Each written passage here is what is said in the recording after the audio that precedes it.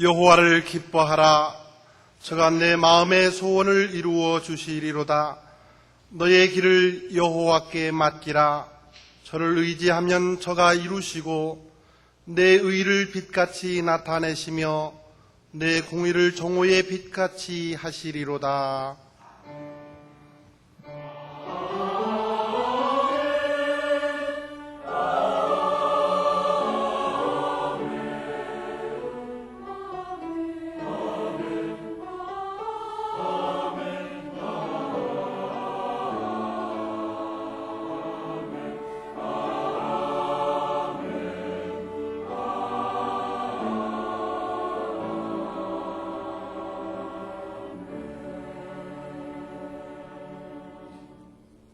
이 시간 하나님께서 우리에게 주시는 구약의 말씀은 창세기 2장 20절에서 25절입니다. 구약 성경 3쪽입니다. 아담이 모든 육축과 공중의 새와 들의 모든 짐승에게 이름을 주니라. 아담이 돕는 배필이 없으므로 여호와 하나님이 아담을 깊이 잠들게 하시니 잠들매 그가 그 갈빗대 하나를 취하고 살로 대신 채우시고 여호와 하나님이 아담에게서 취하신 그 갈빗대로 여자를 만드시고 그를 아담에게로 이끌어오시니 아담이 가로되 이는 내 뼈 중에 뼈요 살 중에 살이라. 이것을 남자에게서 취하였은즉 여자라 칭하리라 하니라. 이러므로 남자가 부모를 떠나 그 아내와 연합하여 둘이 한 몸을 이룰지로라. 아담과 그 아내 두 사람이 벌거벗었으나 부끄러워 아니하니라. 아멘.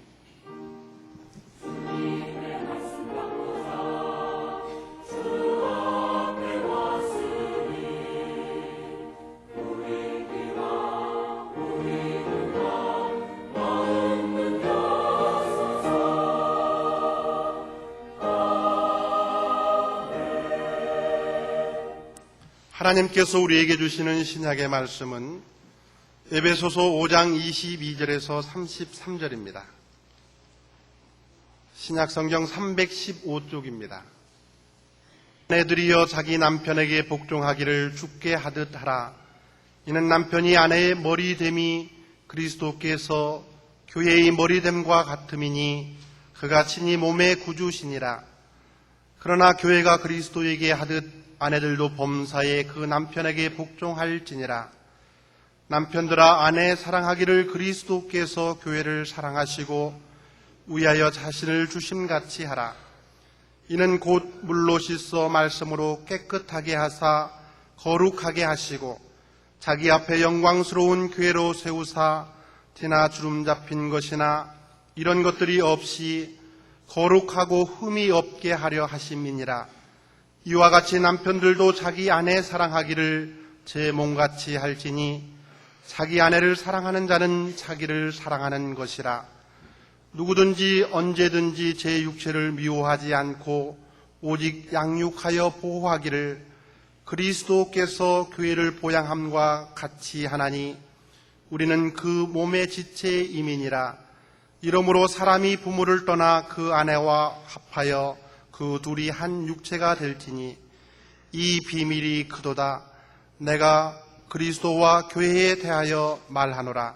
그러나 너희도 각각 자기의 아내 사랑하기를 자기같이 하고 아내도 그 남편을 경외하라.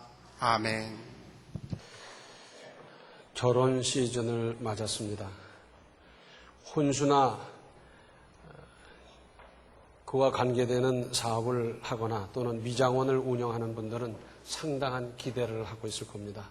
이때 좀 잡아야 되겠다, 벌어야 되겠다, 그런 생각하겠죠. 그런데 오늘 구약 본문 22절을 보시면 여호와 하나님이 아담에게서 취하신 그 갈빗대로 여자를 만드시고 그를 아담에게로 이끌어 오시니 했습니다. 그를 아담에게로 이끌어 오시니, 이 대목이 참으로 중요합니다. 이 부분에 대해서 신약 성경은 이렇게 말씀하고 있습니다. 마태복음 19장 6절에 그러므로 하나님이 짝지어 주신 것을 사람이 나누지 못할지니라 하시니 했습니다. 결혼은 누가 소개하기도 하고 저희끼리 눈이 맞아서 정이 들기도 하고 중매쟁이가 들어서서 이 일을 만들기도 하지만 궁극적으로는 하나님께서 짝지어 주셨다 하는 것입니다. 한번 생각해 보십시오. 세계 인구의 절반은 남자고 나머지 절반은 여자 아닙니까? 그 중에서 범위를 좁혀서 우리나라에 살고 있는 결혼 정년기에 있는 남녀도 각기 절반씩인데 그 많고 많은 사람 가운데서 내가 그 여자를, 내가 그 남자를 만났다는 것이 참으로 대단한 일 아닙니까? 어떤 경우에는 곧 성사될 듯 하다가 안 되다가 전혀 다른 사람을 만나 결혼하게 되기도 하고 반대로 잘 안 되는 것 같았는데 나중에 불이 붙어서 가정을 이루기도 하는데 우연이 있을 수 있습니까? 하나님께서 보이지 않는 손길로 작용하고 인도하신 것 아니겠습니까? 그런데 오늘날 사회는 이혼이 점점 증가하고 있습니다. 30대 이혼이 몇 프로가 됐고 40대 이혼이 몇 프로가 증가했고 하면서 계속 그런 통계가 나오고 있어요. 이것이 현실이지만 그리스도인으로서 결혼에 하나님의 손길이 작용하신 것을 알고 하나님의 섭리를 믿는다면 그리고 하나님 앞에서 서약하면서 결혼한 사람으로서 다른 어떤 악조건이 있다 하더라도 나는 하나님 앞에서 하나님과 서약한 것을 지키기 위해서 바로 이것 때문에라도 어떤 희생을 치른다 하더라도 결혼 생활을 이어갈 것이다. 이쯤은 돼야 하는 것 아니겠습니까? 사람과의 약속이 아니라 하나님 앞에서 하나님과 서원한 것, 서약한 것, 이것을 지키기 위해서라도 나는 온갖 노력을 한다. 혹 이혼을 생각하는 분이 계십니까? 혹 이혼만 하면 마치 만사 형통할 것 같은 유혹을 받고 있습니까? 이혼의 후유증이 얼마나 큰지 아십니까? 실제로 이혼한 사람들이 한결같이 하는 말이 뭡니까? 이혼은 할 일이 아니더라 하는 겁니다. 또 하나님께서 짝지어 주신 것을 사람이 나누지 못한다 그랬는데 사람에 의해서 나누어진다고 하면 이것은 하나님의 의도에 정면으로 도전하는 겁니다. 우리 한국 사람 마음속에는 누구를 막론하고 부모님을 잘 공경하고 싶은 마음이 있어요. 실제로 하는지 안 하는지는 나중 문제고 또 얼마나 잘하느냐 못하느냐 그것도 나중 문제고 좌우간 그런 마음은 있어요. 또 부모님을 사랑하십니까? 그렇다면 부모님에게 할 수 있는 가장 큰 효도가 뭡니까? 시집가고 장가가서 잘 살아주는 겁니다. 잘 산다는 것의 의미가 많지요. 그래서 건강하게 또 믿음 잘 지키면서 복 받으면서 형통하면서 또 윤택하게 살고 여러 가지 뜻이 있을 겁니다. 그런데 그렇지 못하면 어떻게 되는가? 들려오는 소식이 두들겨 맞았다는 둥, 보따리를 쌌다가 풀렀다는 둥, 그래 놓으면 이건 부모님에게 있어서는 이건 지옥입니다. 그보다 더한 불효가 어디 있겠습니까? 하나님은 어떠시겠어요? 하나님의 자녀가 하나님의 계획과 인도를 따라 가정을 이루고 믿음으로 복되게 살아가기를 부모님보다 더 기대하고 계시고 더 구체적으로 안내하고 인도하시는 분이 우리 하나님 아니십니까? 그러니까 가정을 이루고 믿음으로 복되게 사는 것이 부모님께 효도일 뿐만 아니라 하나님 앞에서는 믿음이고 실천인 것입니다. 바꿔 말씀드린다고 하면 두 사람이 마음과 믿음을 합해서 가정에 하나님의 나라를 이루고 거기서 자녀를 말씀으로 가르치고 인격과 인생의 기초를 바로 길러주는 것이 돼야 하지 않겠습니까? 여기서 우리가 지나치기 쉬운 그러나 명심해야 할 몇 가지가 있습니다. 오늘 구약 본문 24절을 보면 이러므로 남자가 부모를 떠나 그 아내와 연합하여 둘이 한 몸을 이룰지로다 그랬습니다. 또 오늘의 신약 본문 31절에도 이러므로 사람이 부모를 떠나 그 아내와 합하여 그 둘이 한 육체가 될지니 그랬습니다. 마태복음 19장 5절에는 말씀하시기를 이러므로 사람이 그 부모를 떠나서 아내에게 합하여 그 둘이 한 몸이 될지니라 하신 것을 읽지 못하였느냐. 부모를 떠나서 그랬습니다. 떠나서. 부모님의 입장에서 보면 가정을 이루어 산다고는 하지만 뭔가 서툴고 다소 불안해 보입니다. 그렇더라도 자녀를 믿고 저희들끼리 살아가도록 마음으로부터 독립시킬 일입니다. 살기는 나가 살고 있는데 마음은 아직 그렇지 못해서 아직 내 품 안에 있는 것으로 생각하고 내가 계속 그저 돌봐야 된다고 생각하고 그러고 있지 않습니까? 그러다가 그것이 간섭이 됐을 때 무슨 유익이 있겠습니까? 옛날에는 시집을 보낼 때 뭐라 그랬습니까? 너는 이제부터 그 집 귀신이다. 그래서 죽어도 거기서 죽고 살아도 거기서 살고 내가 만약 돌아온다 하더라도 우리 집에서는 맞아줄 사람도 없다. 안 맞아준다. 그래서 쫓겨나는 한이 있어도 그 집 울타리 밑에서 죽어라. 그랬어요. 그러다 보니까 시집 가는 사람이 무슨 생각을 합니까? 아, 나는 이제 돌아갈 곳이 없구나. 그래서 어떻게든지 거기서 적응하기 위해서 노력하고 지혜를 짜내고 별별 방법을 다 하면서 적응하고 끝도 살았어요. 그런데 요즘은 어떻습니까? 전화로요, 친정어머니한테 미주알, 고주알 다 보고 하는 거예요. 그래서 친정어머니가 사위한테 전화합니다. 여보게, 이따 퇴근길에 나 좀 보세. 그리고 들르면은요, 무릎 꿇고 앉혀놓고요, 자네가 그럴 수 있나? 그런데 언뜻 보면 효과가 있을 것 같지요? 효과가 없어요. 역효과가 납니다. 그래서 그것으로 말미암아 그것이 간섭이 되고 가정의 파탄을 이루는 경우는 얼마나 많습니까? 밥을 하든지 죽을 쓰든지 저의 인생 저희가 살아가도록 길게 보고 조언하고 충고할 일입니다. 또 막상 결혼을 하면 어떻습니까? 흔히 신혼가정 그러면 깨가 쏟아진다 그러잖아요. 제가 신혼가정 신방 가서 신랑 신부 앉혀놓고 물어봤습니다. 깨가 쏟아지느냐? 했더니 둘 다 픽 하고 웃어요. 깨가 안 쏟아지는 거죠. 인생은요, 반대되는 사람이 만나서 서로 보완하며 살아가도록 하나님께서 그렇게 섭리하셨어요. 이것은 예수 믿는 사람만 그런 게 아니라 예수 안 믿는 사람도 하나님께서 다 그렇게 섭리하셨어요. 참 얼마나 신기한지 몰라요. 한번 생각해 보세요. 성질 급한 사람 둘이 만나면 되겠습니까? 둘 다 뛰어나가기 바쁘면 일이 아무것도 안 되는 거예요. 느긋한 사람이 있어서 불도 끄고 가스도 보고 문도 잠그고 그래야 되는 거예요. 또 어떤 사람은 쓰기를 좋아하는데 어떤 사람은 쥐기를 좋아해요. 그렇게 만나는 거예요. 둘 다 펑펑 써대면 그 집 경제가 어떻게 되겠습니까? 그렇다고 둘 다 콱 쥐고 있으면 되겠습니까? 쓸 땐 써야지요. 그게 균형을 이루는 거예요. 밖에 나갔다 오면 그럽니다. 아유, 왜 이렇게 더워? 문 열면 한쪽에서는 추운데 왜 문 여냐고 다.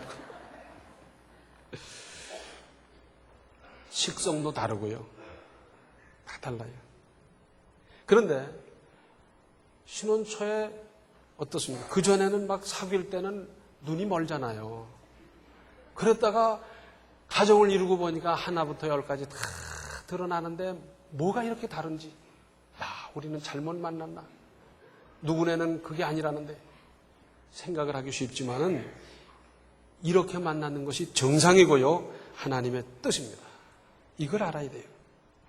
그렇기 때문에 인생은 부부 사이뿐만 아니라 가족 간에도 친구 사이에서도 회사에서도 아니 그 밖에 허다한 인간관계에 있어서 서로 맞춰가며 사는 겁니다. 다 다릅니다. 그것이 인생이고 인간입니다. 내가 낳은 내 자식은 내 마음대로 됩니까? 하물며 다른 사람이 어떻게 내 페이스나 내 기준으로 꼭 맞춰올 수가 있겠습니까? 좌우간 쌍둥이도 그렇게 다를 수가 없어요. 하나는 외향성이고 하나는 내향성이고 하나는 운동 좋아하고 하나는 공부 좋아하고 쌍둥이인데도 그렇게 다르고요. 옛날 노인들이 그러셨잖아요. 한날 한시에 나온 손가락도 다 길이가 다르다는 거예요. 우리 한 사람 한 사람은 인류 역사 이래로 꼭 같은 사람이 전혀 없는 유일한 독특한 존재입니다. 만약에 모두 같은 사람이 살고 있다면 인생은 얼마나 재미없고 지루하겠습니까? 가령 어느 집에 뭔가 꼭 같다고 그럽시다. 그래서 그 집은 맨날 김치밖에 안 먹는다. 아침에도 밥하고 김치, 점심에도 밥하고 김치, 저녁에도 밥하고 김치, 1월에도 밥하고 김치, 3월에도 밥하고 김치, 젊어서도 늙어서도 밥하고 김치. 그렇게 먹어놓으면 어떡하겠습니까? 그 집 식구들은 전부 다 빨간색을 좋아한다. 그래서 속옷도 빨갛고 겉옷도 빨갛고 외투도 빨갛고 뭐 이불도 빨갛고 전부 다 빨게 놓으면 그거 얼마나 지루하겠습니까? 또 그 집 식구들은 전부 그쪽에 소질이 있다 그래서 할아버지, 할머니, 아들, 손자 전부 다 한국 전력만 다니면 어떡하겠어요? 다 식성이 다르니까 여러 가지 반찬 만들어 놓고 골고루 먹어서 영양이 골고루 되는 거고 다 그렇지 않습니까? 그러니까 서로 맞춰가며 살아가기 위해서 함께 노력하는 것이고 그렇게 하기 위한 구체적인 방법은 양보하는 것이고 상대방을 이해하는 것이고 또 살아가다 보면 내가 모르던 나의 단점이나 모난 것을 발견하게 되는데 그것을 시인하고 그것을 고쳐나가기 위해서 힘써야 할 책임이 있는 것 아니겠습니까? 세계 최고의 부자라고 하는 빌 게이츠는 아주 기가 막힌 말을 남겼어요. 나와 생각이 같은 사람은 주변에 두지 않는다 하는 겁니다. 나와 같은 생각을 가진 사람 내 주변에 있어야 될 필요가 사실은 없어요. 나와 생각이 다르고 관점이 다르고 모든 게 다른 사람과 함께 의논하면서 자기가 못 받은 것을 보고 생각하지 못했던 것을 발견하고 그래서 그것이 사업이 되고 아이디어가 되고 그러고 발전하고 그러는 것이지 자기와 똑같은 사람이 있을 바에는 회의가 무슨 필요가 있으며 무슨 발전이 있겠습니까?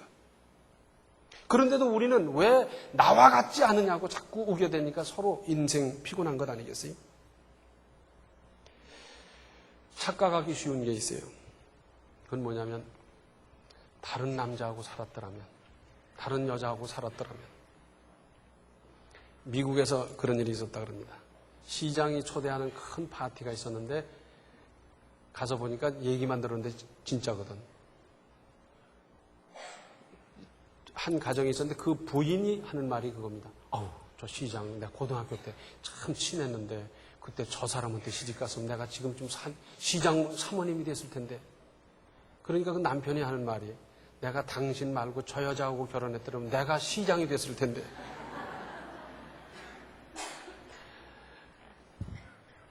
어떤 할머니가 그러시더라고요. 저한테 직접 그런 거고 한두 번 한 것도 아니고 여러 번 그랬는데 내가 꼭 한 번만 더 시집 가봤으면 좋겠대. 왜 그런가 했더니 그 평생 살아온 남편이 그렇게 재미도 없고요. 그렇게 딱딱하고요. 그렇게 냉정하고요. 엄격하고요. 그래서 다른 남자하고 살아보면 어떨까 하고 그런 생각을 한대요.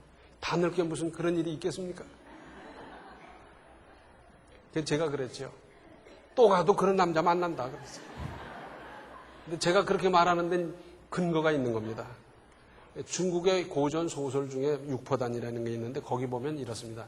오늘날로 제가 편집해서 말씀을 드리겠습니다. 어떤 여자가 결혼했는데 참 남자가 착해요. 착한 것까지는 좋은데 박력이 없어. 그래서 남자가 그래도 박력이 좀 있어야지. 박력 있는 남자를 좀 만났으면 좋겠다. 그래서 이 남편하고 헤어지고 그리고 박력 있는 남자를 만나 결혼했어요. 과연 박력이 있어요. 무슨 일이나 앞장서고요. 힘쓰고요. 그리고 의분을 느껴서 어떨 땐 막 싸우기도 하고 때려 눕히기도 하고 그래요. 박력이 있어요. 근데 거기서만 그러는 게 아니라 집에 와서도 마누라를 두들겨 맞는 것도 하루 이틀이지 그 박력 가지고 살겠습니까? 그래서 좀 착하고 나를 위해주는 남자를 만나야지 안 되겠다고 또 이 남자하고 헤어졌어요. 헤어지고 그런 남자를 찾아서 결혼했는데 얼마나 자기를 위해주는지 뭐 빨래도 해주고 집안도 쳐주고 별거 다 하는데 직장이 없어. 사람이 이렇게 살 수 있나? 걔도 좀 넉넉한 사람이어야지. 그러고 해서 또 부자를 찾아서 부자하고 결혼했는데 참 부자가 되니까 뭐 종도 부리고 참 좋은데 살다 보니 이 사람은 고주망태네. 맨날 주야장천 술만 먹으니 이게 사람 살 노릇입니까? 이렇게 한 10번쯤 결혼을 했어요. 도저히 자기한테 맞는 사람이 없어요. 그래서 이제는 다신 결혼 안 하고 나는 혼자 산다. 그리고 혼자 살아가고 있는데 하루는 웬 사람이 찾아오더니 술도 안 먹고 착실하고 부인 위해주고 좋은 사람이 있으니 그 사람하고 해보라고. 난 절대 안 한다. 이제 뭐 안 한다. 근데 이 사람이 여러 날 찾아와서 자꾸 권하니까 그냥 만나만 보자. 그리고 만나봤더니 첫 번째 그 남자예요.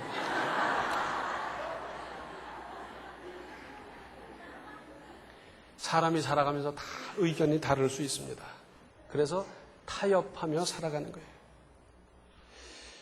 부부싸움을 하긴 쉽습니까? 아이들 보는데 다 그렇고요.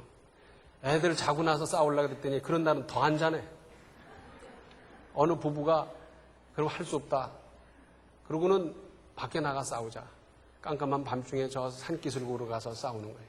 근데 이제 마음 놓고 싸우다 보니까 어느 정도 높아지고 막 뭐 별소리가 다 나오고 막 야단법석이 났어요. 그러다 보니까 죽여라 그러기도 하고 막 그러는데 조금 있으니까 불이 번쩍하더니 손들어 그러는 거예요. 보니까 경찰관이 와서 잡아가는 거예요. 아니 우린 부부인데 부부 싸움하는 걸 안 믿는 거예요. 왜? 지나가는 사람이 저기 살인사건 났다고 신고를 해버렸어요. 그래서 파출소 가면서 내내 얘기를 합니다. 우린 부부라고. 뭘 믿어줍니까? 부부싸움 하러 나가는데 주민등록 갖고 갔겠어요? 그래가지고 자기들이 부부라는 걸 입증하느라고 얼마나 애를 먹었는지 몰라요. 다투기보다는 타협하며 살아가십시다. 그런데 오순도순 구순하게 살아가는 것도 배워야 합니다. 부모님으로부터 배우고요. 또 본받을 만한 가정 찾아다니면서 배울 일입니다. 혹 선생님 가정 중에서 훌륭하게 사는 가정, 선배님이나 또 윗어른 중에서 훌륭하게 사는 가정들이 있지 않습니까? 또 책을 읽고요. 자료를 찾고요. 요즘은 가정생활 세미나가 있지 않습니까? 고아로 자란 청년이 있었어요. 아주 착실한 청년인데 이 사람이 직장도 다 튼튼하고 이제 장가 갈 때가 됐는데 막상 장가를 가려고 생각했더니 겁이 나요. 왜? 가정생활을 못 봤거든. 고아원에서만 자라놓으니까 남편은 어떻게 해야 되고 아내는 어떻게 해야 되고 뭐 이게 안 되는 거예요. 큰일 났다. 그냥 결혼했다가는 안 되겠다. 그래서 이 사람이 생각을 한 거예요. 그래서 오순도순 구순하게 믿음으로 잘 사는 가정을 찾아보고 그리고 그 집에 놀러가고 그러면서 하나하나 자기가 느끼고 깨닫고 파악하고 자기 것을 만드는 겁니다. 어른을 대하는 자세, 말하는 태도, 뭐 자녀들에게 하는 것 이런 걸 하나하나 배워가는 거예요. 그러다가 다 그렇게 만나는 거 아닙니까? 결혼을 하게 됐는데 섹시자리가 또 고아예요. 그 다음부터는 자기가 다녔던 그런 가정을 이 섹시자리를 데리고 같이 가서 하나하나 느끼고 깨닫고 보게끔 만들어서 그래서 아름다운 가정을 이루었다 그럽니다. 잭 하일스라는 분은 삶의 원리라는 책을 썼는데 거기에 이런 대목이 있습니다. 당신의 배우자가 당신이 원하는 것을 당신에게 주지 않을 때 배우자가 주는 양만큼 기대를 줄여야 한다. 무슨 말인가 하면 내가 생각할 때 아내는 이만큼, 남편은 이만큼 그렇게 기대를 하는데 실제로 그쪽에서 하는 것은 그 기대만큼 못 미칠 적에 그걸로 받아들이라 그 말입니다. 기대를 높이 정해놓고 거기에 못 미친다고 해서 닥달을 한다고 쉽게 되는 게 아니지 않습니까? 그러니까 그 기대치를 낮추면 아무 문제가 없다는 거예요. 자, 한쪽에서는 닥달하고 한쪽에서는 그렇게 잘 안 움직여지고 하니까 서로 불평과 갈등 속에서 살아가지 않습니까? 또 이런 말도 있습니다. 잭 하일스의 말입니다. 행복의 비결은 당신의 소유 수준으로 당신 자신의 갈망을 낮추는 것을 배우는 것이다. 이 간단한 원리가 당신의 삶을 전적으로 변화시키고 풍성하게 할 것이다 하는 겁니다. 자기의 수준이 있는데 높이 잡아놓고 자꾸 그걸 따라가려고 하다 보니까 외상이고 빚이고 카드고 막 이렇게 돼서 경제생활이 엉망진창 되지 않습니까? 뿐만 아니라 자녀에게 대한 기대도 그저 높이 정해놓고 자꾸 몰아붙이다 보니까 자녀도 고생, 부모도 고생, 갈등이고 그저 얼마나 피곤한 인생입니까? 좀 낮추세요. 1등 안 하고 죽는 사람 보셨어요? 꼴등하고도 다 살더라고요. 그러니까 뭐 중간쯤은 그만하면 됐다. 뭐 공부는 그렇지만 인격이나 삶이나 믿음이나 자세가 됐으니까 그거 살만하다. 그리고 좀 낮추면 자녀도 편하고 부모도 편하고 갈등도 없고 얼마든지 좋을 터인데 그런데 그것 때문에 가정마다 얼마나 문제가 많습니까? 가정이 바로 돼야 합니다. 그래야 자녀 교육도 사회도 미래도 기대할 수 있는 것 아니겠습니까? 이것이 하나님의 뜻입니다. 10년, 20년, 30년 살아가다 보면 그 다음에는 정으로 사는 것이고 믿음으로 사는 것 아니겠어요? 사람이 살아가다 보면 고운정, 미운정이 드는 건데 정은 더러운 거라 그러잖아요. 거기다가 미운정이 더 무서워요. 그래서 장례 치르다 보면요, 꼭 며느리가 제일 많이 울더라고요. 딸들은 안 울어요. 며느리는 모시면서 그저 이런정 저런정 다 들고 그저 수발들 하던 그 정이 깊이 들어서 그렇게 울고 슬퍼하는 모습을 봅니다. 뜨겁게 사랑하다가 결혼해도 오래되고 보면 덤덤하고 그렇잖아요. 그저 그 다음부터는 이제 정으로 사는 건데, 만약에 한참 뜨겁게 좋아할 적에 하루라도 못 보면 몸살이 나고 하듯이 30년, 50년이 됐는데도 그렇게 된다면 어떡합니까? 출장을 갈 수가 있겠습니까? 친정을 다녀올 수 있겠습니까? 안 되는 거예요.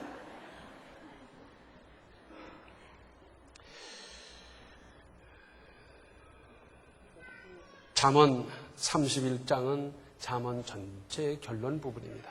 그런데 그 10절 이하를 보면 이런 말씀이 있습니다. 누가 현숙한 여인을 찾아 얻겠느냐? 그 값은 진주보다 더하니라. 그런 자의 남편의 마음은 그를 믿나니 산업이 휩절지 아니하겠으며 그런 자는 살아있는 동안에 그 남편에게 선을 행하고 악을 행치 아니하느니라. 그는 양털과 삼을 구하여 부지런히 손으로 일하며 창고의 배와 같아서 먼 데서 양식을 가져오며 밤이 새기 전에 일어나서 그 집 사람에게 식물을 나눠주며 여종에게 일을 정하여 맡기며, 쭉 설명하고요. 그 최종적인 30절 31절에는 이런 말씀이 있습니다. 고운 것도 거짓되고 아름다운 것도 헛되나 오직 여호와를 경외하는 여자는 칭찬을 받을 것이라. 그 손의 열매가 그에게로 돌아갈 것이요 그 행한 일을 인하여 성문에서 칭찬을 받으리라. 여권론자들은 이걸 읽으면 왜 여자만 그래야 되느냐 그럴지 모르겠는데 바꾸면 돼요. 현숙한 여인 대신에 좋은 남편으로 바꿔놓고 성경을 읽으면 되는데, 여자만의 책임이겠습니까? 남자 책임이 더 크지요. 서로 노력하는 거지요. 그래서 가정이 하나님의 나라가 되면 세상에서 피곤하고 상처받고 충격받고 문제 있고 괴로울 때 집에 와서 위로받고, 가정에 와서 치료받고, 가정에서 새 힘을 얻고, 가정에서 은혜를 받고 그러는 것 아니겠어요? 가정을 하나님의 나라로 만듭시다. 그 일을 위해서 서로 양보하고 타협하고 힘써 계속 나가면 하나님의 나라가 이루어지고, 그 하나님의 나라를 보면서 다른 사람이 본받게 되고, 그러면서 하나님의 나라는 확장돼 갈 것인데, 모든 문제는 가정에서 해결하고 거기서 새 힘을 얻어 세상에 나가서 승리하는 인생 다 함께 살아갈 수 있기를 바랍니다. 기도하시겠습니다. 은혜로우신 아버지 하나님, 하나님께서 맡겨주신 가정을 저희들이 참으로 소중하게 여겨 잘 돌보았는지 생각하면 부족한 것밖에 없고 죄송한 것밖에 없습니다. 이제부터라도 저희들이 분발해서 양보하고 타협하고 이해하고 덮어주면서 하나님의 나라를 이루어가게 하여 주시고, 그래서 자녀들이 본받고 손주들이 본받아 이 하나님의 나라가 자자손손 이어질 수 있게 하여 주시며, 그러므로 복을 받고 그러므로 누리는 은혜가 넘치게 하여 주시옵소서.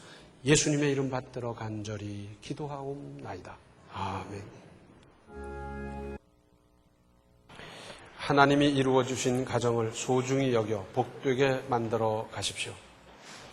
지금은 생명의 주 예수 그리스도의 은혜와 하나님 우리 아버지의 극진하신 사랑과 성령의 감화 감동 충만 교통하심이 가정을 하나님의 나라로 만들어가기로 작정하고 힘쓰기로 결심하는 모든 성도들 머리 위에 이제로부터 영원토록 함께 계시기를 간절히 축원하옵나이다. 아멘.